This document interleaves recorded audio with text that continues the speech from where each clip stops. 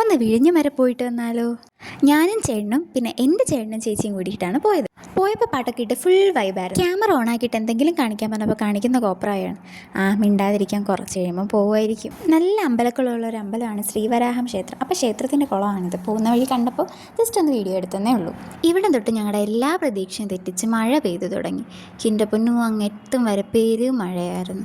ഞങ്ങൾ വിചാരിച്ചു എന്തിനാണ് ബീച്ചിലോട്ട് പോകുന്നത്, പ്ലാൻ മാറ്റാമെന്ന് കരുതി എങ്ങനെയൊക്കെയോ കോളെത്തി. അവിടുത്തെ മഴയായതുകൊണ്ട് ഞാൻ കാറിൽ നിന്ന് പുറത്തൊന്നും ഇറങ്ങിയില്ല. അവിടെ നിന്ന് ഞങ്ങൾ അടുത്ത് പോയത് വിഴിഞ്ഞത്തോട്ടായിരുന്നു.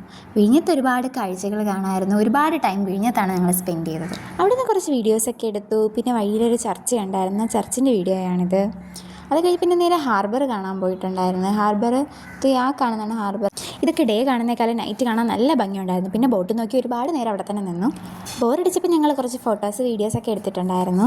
നെക്സ്റ്റ് മീൻ ലേലം വിളിക്കാനുള്ള പ്ലാനിങ് ആണ് ഇവിടെ കാണുന്നത്. എൻ്റെ പൊന്നോ ശംഭുചേട്ടൻ്റെ മുഖത്തെ സീരിയസ്നെസ് കണ്ട ബാങ്ക് കൊള്ളടിക്കാൻ പോലും ഇത്രയും വലിയ പ്ലാനിങ് കാണൂല. നമ്മൾ പിന്നെ എവിടെ പോയാലും ചിരിയാണല്ലോ മെയിൻ. 990 രൂപ, 1000 രൂപ, 1000, 1000 രൂപ, 1000, 1000 രൂപ, 50 രൂപ, 1900 രൂപ, 200 രൂപ, 1100 രൂപ, 100 രൂപ. ആങ്കിൾ ലേലം വിളിക്കുന്നതൊക്കെ നല്ല രസമുണ്ടായിരുന്നു.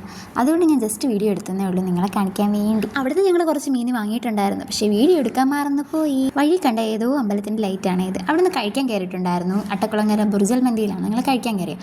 അവിടുന്ന് ഒരു മന്തിയും വാങ്ങി കഴിച്ചു നേരെ വീട്ടിലേക്ക്. അപ്പോൾ അടുത്തൊരു വീഡിയോ ആയിട്ട് കാണുന്നത് വരെ ബൈ ബൈ.